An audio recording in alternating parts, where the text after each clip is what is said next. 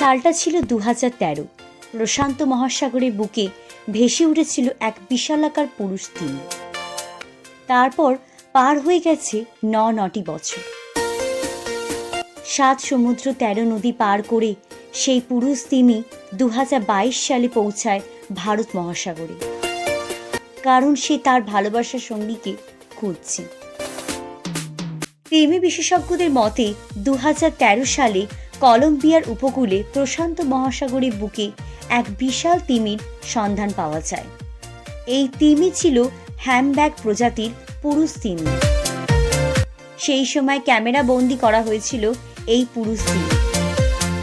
2013 সালের পর পুরুষ তিমিটি প্রশান্ত মহাসাগর, আটলান্টিক মহাসাগর পাড়ি দিয়ে ভারত মহাসাগরে গিয়ে পৌঁছায়।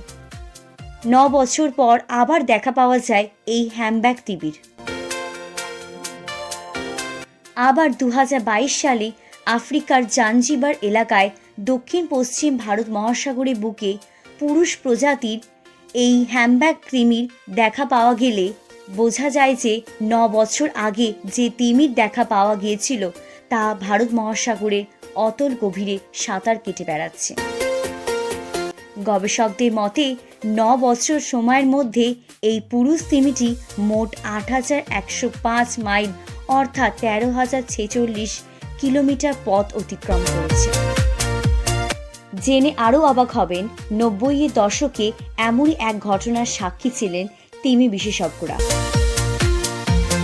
1999 সাল থেকে 2001 সালের মধ্যবর্তী সময় হ্যামব্যাক প্রজাতির এক স্ত্রী তিমির চলাফেরা লক্ষ্য করেছিলেন বিজ্ঞানীরা।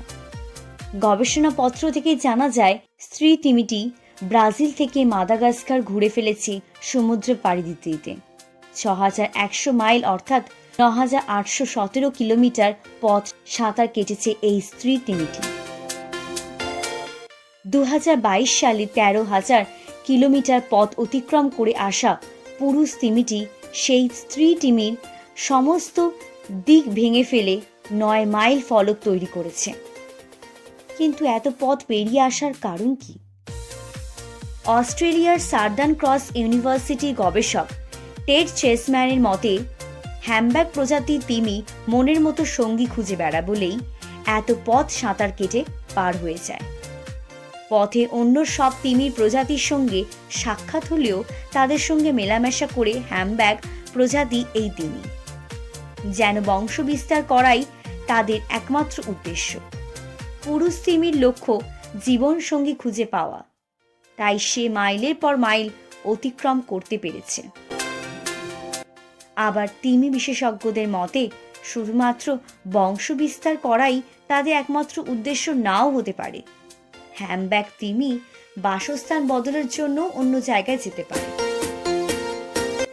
সাধারণত প্রতি বছর তিমিরা নিজেদের আগের বাসস্থান ছেড়ে উত্তর অথবা দক্ষিণ দিকে সর্বাধিক 8000 কিলোমিটার পথ সাঁতার কেটে যেতে পারে।